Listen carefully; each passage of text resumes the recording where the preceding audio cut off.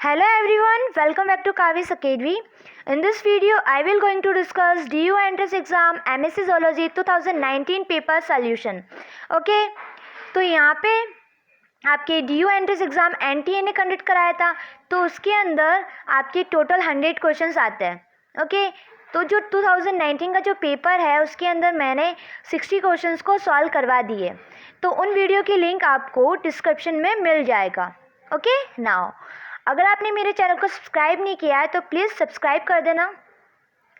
तो जो आपका MSc जो पेपर होता है उसके अंदर आपको क्या करना है कि जितने भी लास्ट ईयर्स के पेपर होते हैं उसको सॉल्व करना है.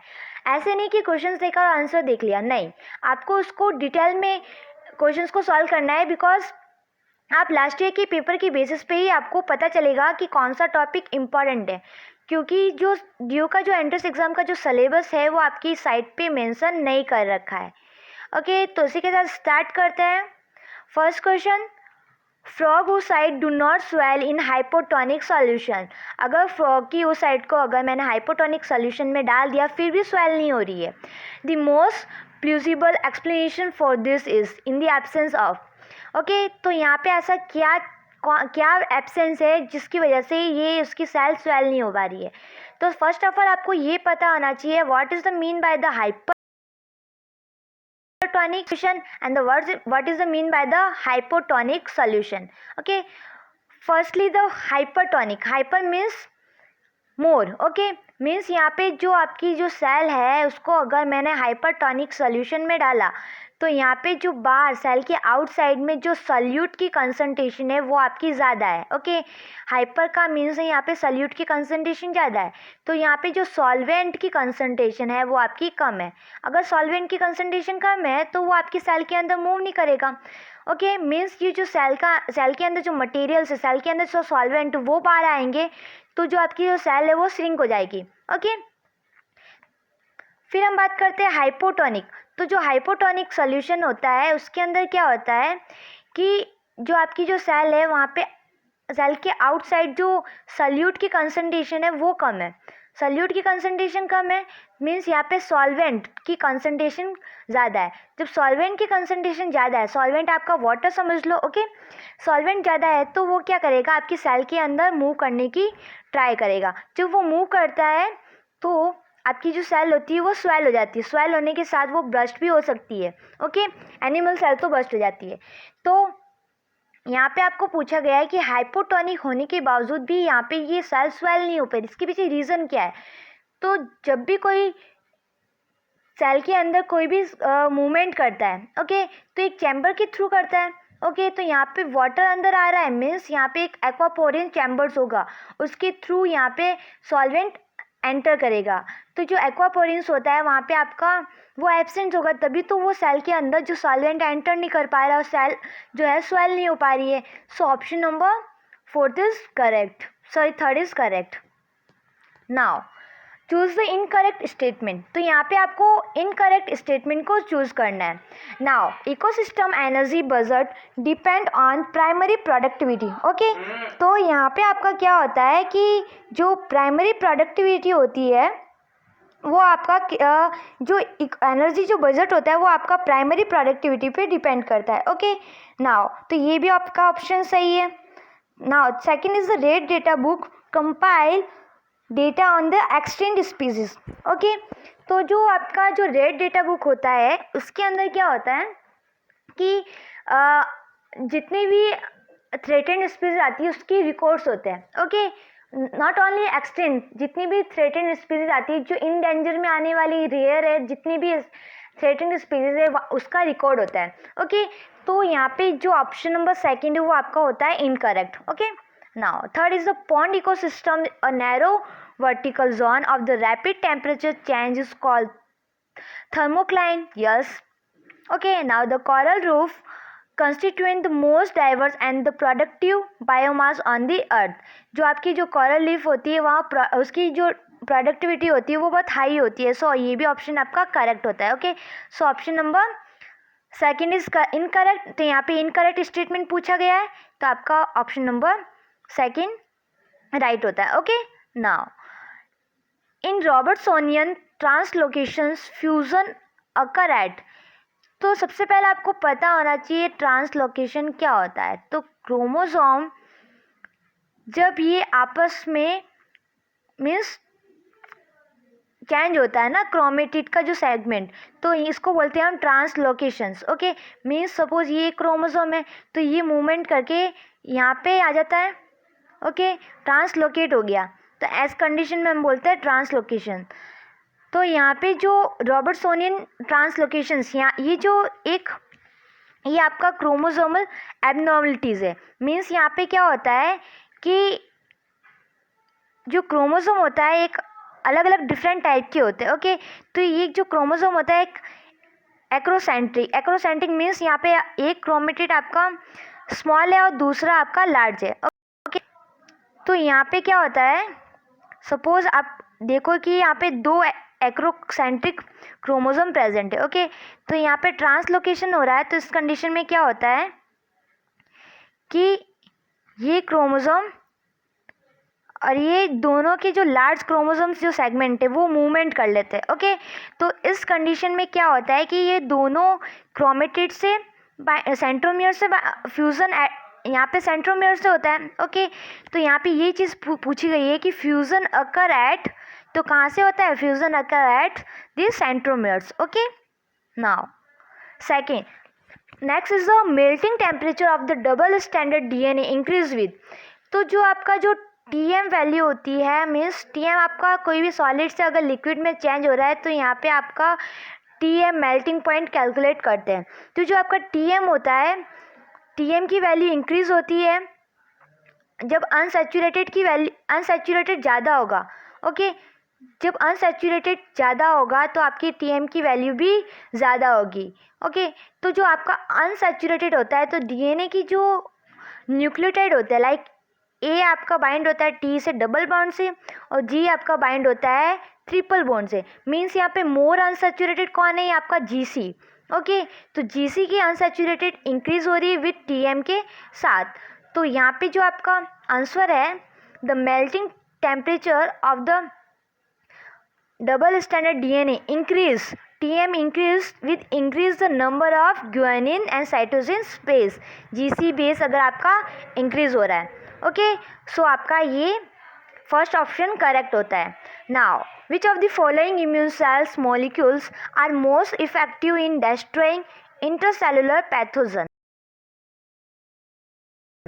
होता है। ओके, तो उस टाइम क्या होता है कि आपकी जो एंटीजन प्रेजेंटिंग सेल्स है वो आपको उसको फैगोसाइटेड करेगी और उसको फिर लाइसोसोम की फ्यूज़ करने के बाद इसको सेगमेंट में डिवाइड कर देगी और ये आपकी जो एमएससी है उसको रिप्रेजेंट करेगा। ओके, तो ये जो एंटीजन प्रेजेंटिंग सेल्स है आपकी जो जैसे ही फॉरेन पार्टिकल एंटर करता है तो टी लिम्फोसाइट एक्टिव होगी, ये प्रोलिफरेशन करेगी। ओके, तो ये आपकी टीसी सेल और टी हेल्पर सेल में कन्वर्ट होगी। जो टी हेल्पर सेल्स होगी वो आपकी बी सेल को एक्टिवेट करेगी और बी सेल्स क्या करेगी, एंटीबॉडी का प्रोडक्शन करेगी। ओके, तो यहाँ पे जो पहले वर्क करेगा वो आपका करेगा टीसी सेल। टीसी सेल क्या करेगी, साइटोटॉक्सिक टी सेल्स को जनरेट करेगी और मेमोरी सेल्स बनाएगी। ओके, तो यहाँ पे जो आपका आंसर होता है, यहाँ पे मोस्ट इफेक्टिव पूछा गया है, so option number first is correct, that is a T cytosolic cell. Now in the eukaryotic cell cycle the metaphase to anaphase, तो आपको पता है तो आप जब मेटाफेज से एनाफेज के साइड जब मूव करते हैं the transition is regulate by the activity of, तो ये ट्रांजिशन रेगुलेट होता है वो कौन सी एक्टिविटी के थ्रू होता है।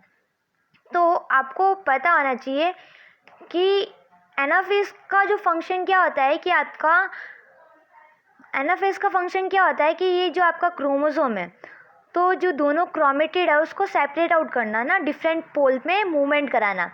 तो ये जो क्रोमोसोम है तो यहाँ पे जो दोनों क्रोमेटिड है कोजिन्स के थ्रू यहाँ पे बाइंड होते हैं। ओके, अब उसको यहाँ से रिमूव करना है। जब ये कोइजन्स को आप रिमूव करोगे तो ये क्रोमेटिड आपका सेपरेट आउट हो जाएगा। ओके, तो उसको कोइजिन को रिमूव करने के लिए एंजाइम यूज आता है, that is the septage. Septage क्या करता है, यहाँ से इसको ब्रेक करता है और दोनों क्रोमेटिड अलग अलग डिफरेंट पोल में मूवमेंट कर लेते हैं। ओके, अब बात आती है कि अब ये सेप्टेज भी बेचारा इनएक्टिव होता है। तो सेप्टेज इनएक्टिव होता है, क्यों इनएक्टिव होता है, जो सेप्टेज होता है उसको सेक्रिनिन, ओके, सैक्यूरिन उसको बाइंड करके रखता है, ओके, बाइंड करके रखता है तो वो इनएक्टिव होता है।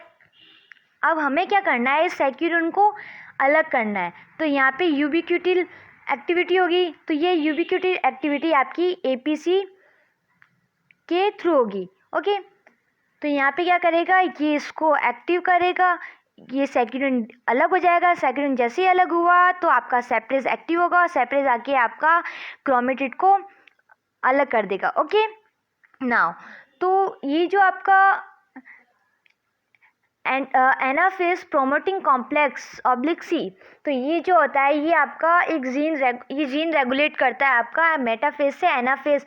मीन्स ये आपको क्या करेगा, जब हम मेटाफेज से जब एनाफेज में मूव करते हैं तो वापस यहाँ पे मूवमेंट ना हो, ये क्या करेगा, मेटाफेज को ही वापस डिस्ट्रॉय कर देगा, ओके।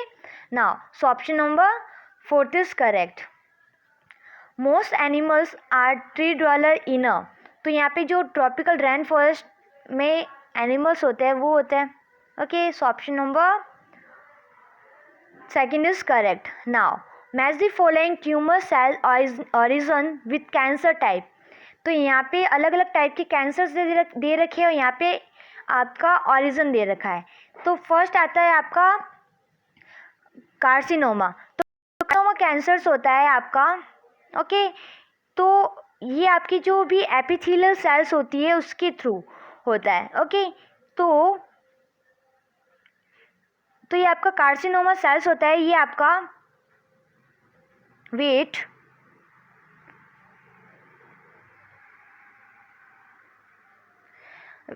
जो आपका जो कार्सिनोमा सेल्स होता है, ये आपकी जितने भी एपिथेलियल सेल्स का जो कैंसर होता है वो आपकी कार्सिनोमा के थ्रू होता है। जो भी आपका सपोज जो मोस्ट अप्रोप्रिएट होता है that is the skin cancer, okay. तो ये इसका जो ओरिजिन होता है वो आपकी एपिथेलियल सेल्स से होता है। सो यहाँ पे आपका 3 का ए मैच कर सकते हो, okay. Now second is the sarcoma. Sarcoma जो कैंसर होता है आपका वो कनेक्टिव टिश्यू के अंदर होता है। मीन्स जो आपकी कार्टिलेज बोन हुई या मसल्स हुई या फिर ब्लड वेसल्स, तो उसके अंदर जो कैंसर्स होता है वो आपका सार्कोमा होता है, ओके। तो यहाँ पे जो सार्कोमा है वो आपका मसल सेल्स के थ्रू होता है, तो यहाँ का आपका होगा 1 का बी, ओके। वैसे अगर आपको ये चीज़ नॉलेज नहीं है तो भी आप पता कर सकते हो। मीन्स मसल्स के अंदर सार्कोप्लाज्म प्रेजेंट होता है, तो ऐसे भी आप इसको मैच कर सकते थे, okay. Now third is the leukaemia. तो ल्यूकेमिया आपका जो होता है वो ब्लड कैंसर होता है। क्या होता है आपका, ब्लड कैंसर। तो उसके अंदर क्या होता है, ल्यूकेमिया के अंदर जो आपके WBC के जो नंबर होते हैं वो क्या होते हैं, इंक्रीज होते हैं। क्या होता है, इंक्रीज। तो WBC के आप सोच रहे हो कि अगर WBC के नंबर इंक्रीज हो गए तो फ़ायदा ही है, मीन्स इम्यूनिटी होगी, नहीं।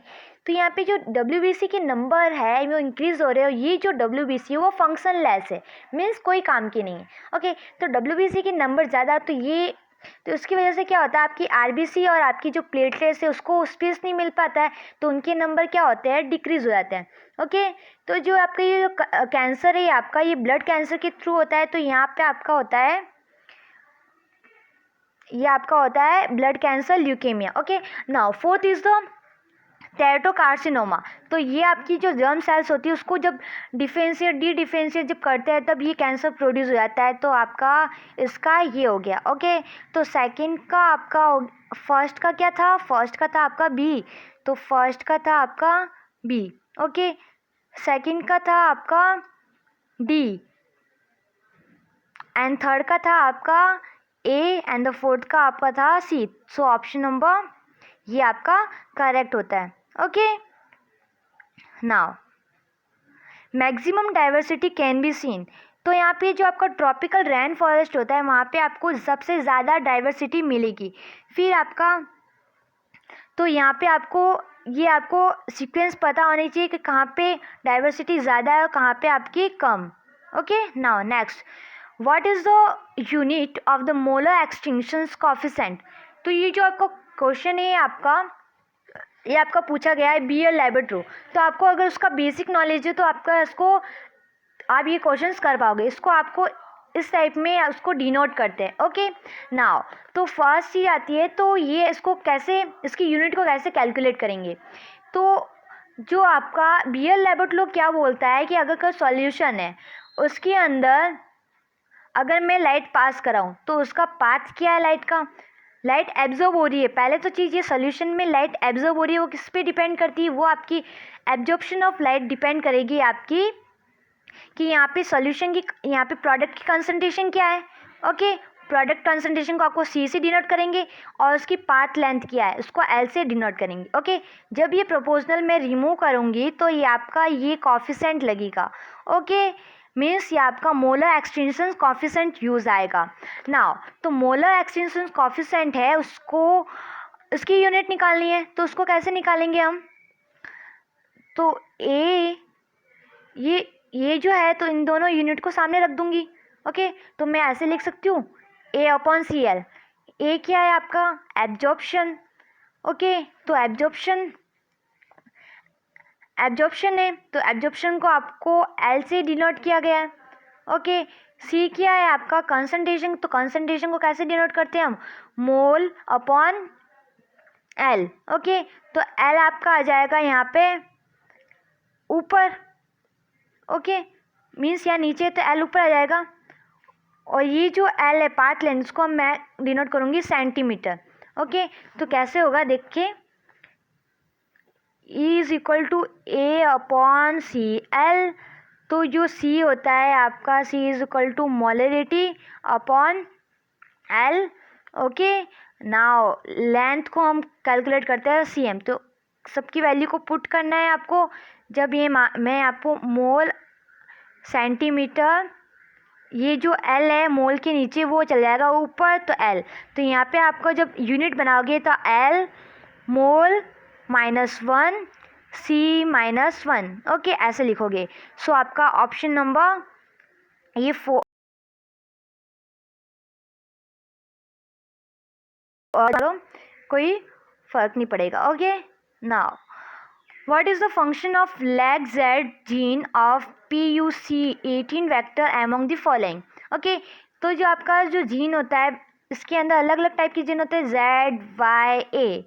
तो आपका जो Z कोड करता है वो आपका करता है बीटा गैलेक्टोसाइडेज। ओके, सो तो आपका जो आंसर है that is the encoded for the beta galactosidase enzyme. Okay, now what is an ecological model of the relationship that form a network of complex interactions among the organism in a community from producer to decomposer। तो यहाँ पे जो producer से decomposer जो चैन होती है वो आपकी फूड चैन होती है, वो इसको ईट करता है, वो इसको ईट करता है, यहाँ पे आपकी फूड चैन होती है। Okay, so option number 3 is correct. Now commensalism is the example of the interaction between two organism. तो यहाँ पे आपको इंट्रैक्शंस आपको पता आना चाहिए कि आपका एक होता है आपका कंपटीशन जिसके अंदर दोनों को नुकसान होता है ना, माइनस माइनस। एक होता है आपका पैरासिटिज्म जिसके अंदर प्लस एंड माइनस होता है। म्यूचुअलिज्म जिसके अंदर आपको प्लस प्लस होता है, दोनों को प्रॉफिट होता है। एक होता है कॉमनसेलिज्म जिसके अंदर आपको एक को प्रॉफिट होगा और दूसरे को कोई भी इफेक्ट नहीं होगा। ओके, इस टाइप के एसोसिएशन को हम बोलते हैं commensalism. Okay, so option number 4th is correct, that is the beneficial of A and no effect on the other. Okay, now fructose intolerance is due to, जो आपकी जो फ्रक्टोज इंटॉलरेंस है तो वो क्या होता है कि आपका किसी एंजाइम्स की डेफिशिएंसी की वजह से होता है। ओके, तो इस कंडीशन में क्या होता है कि जो फ्रक्टोज होता है वो कन्वर्ट होना होता है आपका फ्रक्टोज 1-फॉस्फेट फ्रक्टोज 1-फॉस्फेट में कन्वर्ट होना होता है। तो जो एंजाइम रिस्पॉन्सिबल होता है that is the aldose B. Okay, aldolase B. Fructose 1,6-फॉस्फेटेज भी हो सकता है, उसी को ही एल्डोलेज बी बोलते हैं। तो यहाँ पे अगर इसकी डेफिशिएंसी हो गई, एल्डोलेज की डेफिशिएंसी हो गई, तो यहाँ पे आपका फ्रक्टोज एक्यूमुलेट हो जाएगा। ओके, तो इसकी वजह से आपका लीवर फेल के चांसेस भी हो सकते हैं। सो आपका जो आंसर है वो है आपका deficiency of aldolase. Okay, now next, which of the following sexually transmitted disease is caused by a virus? So that is the genital herpes. Okay, now which of the following genotype cause the clean filter syndromes. तो इसके अंदर क्या होता है कि जो mail होता है उसके अंदर एक एक्स्ट्रा एक्स क्रोमोसोम्स की कॉपी हो जाती है। मीन्स जो एक्स वाई तो नॉर्मली हो जाता है, बट यहाँ पे एक एक्स्ट्रा एक्स आ जाता है। ओके, तो यहाँ पे जो आपका आंसर है that is the X X Y. Okay, now which of the following vector was use to extensively in human genome project. तो यहाँ पे जो आपका yeast artificial YSC yeast artificial जो क्रोमोसोम होता है वो यूज आता है for the cloning of large chromosome. Okay, so option number third is correct. Now which of the following organisms does not require sunlight to live. तो जो mainly जो photosynthetic bacteria होता है उसको जो यूज़ करना होता है वो सनलाइट यूज़ करते हैं, बट जो कीमोसिंथेटिक बैक्टीरिया होता है वो क्या करता है, इनऑर्गेनिक को एज अ सोर्स यूज़ करता है और इनऑर्गेनिक को ऑर्गेनिक में कन्वर्ट करता है। ये जो क्वेश्चन से वापस रिपीटेड है, शायद तो मैंने अभी BHU की पेपर को सॉल्व कराया था, उसके अंदर भी ये क्वेश्चन सेम पूछा गया। उसके अंदर पूछा गया था कि आपका इनऑर्गेनिक जो आपका जो कीमो सिंथेटिक बैक्टीरिया वो क्या यूज़ करता है, so that is the inorganic substance. Okay, इसलिए बोला जाता है कि जो भी आपका क्वेश्चन है उसका आंसर क्या है और कैसे आया ये आपको पता होना चाहिए। ओके, तो यहाँ पे जो कीमो सिंथेटिक बैक्टीरिया होता है वो सनलाइट को यूज़ नहीं करता है, वो इनऑर्गेनिक सब्सटेंस को यूज़ करता है एज अ सोर्स। ओके, और उसको इनऑर्गेनिक को ऑर्गेनिक में कन्वर्ट करता है। इसके जो एग्जांपल होते हैं लाइक आपकी sulphur bacteria, metal ion bacteria, okay, methane bacteria. Now, which of the following is the best method to determine the bacteriophage concentration in a sample? The first of all, the what is the bacteriophage? So bacteriophage is the example of the virus. Okay, so तो हमें जब virus की concentration किसी solution के अंदर पता करनी हो तो हम यूज़ करते हैं प्लेग एसिड। ओके, तो जो प्लेग एसिड होता है उसके अंदर वायरस की कंसंट्रेशन को यूज़ करते हैं। ओके, तो यहाँ पे जो बैक्टीरियोफेज है आपका एक वायरस है। ओके, तो यहाँ पे जो आंसर होगा आपका option number second is correct. Okay, यहाँ पे मेथड पूछना है, कंसंट्रेशन मेज़र करनी है इसकी, तो आप ये यूज़ करोगे। ओके, सो इसी के साथ आपकी 20 क्वेश्चंस होते हैं आपके ख़त्म। जो मेरी नेक्स्ट वीडियो होगी उसके अंदर मैं आपको नेक्स्ट 20 क्वेश्चंस पे सॉल्व कराऊंगी। ओके, अगर ये आपकी वीडियो हेल्पफुल रही तो कमेंट सेक्शन में ज़रूर कमेंट करना। अगर आपकी इसके रिगार्डिंग कोई भी क्वेरीज हो या फिर कोई भी प्रॉब्लम हो तो आप मुझे कमेंट सेक्शन में कमेंट्स कर सकते। Okay, so thank you so much for watching my video. Bye bye.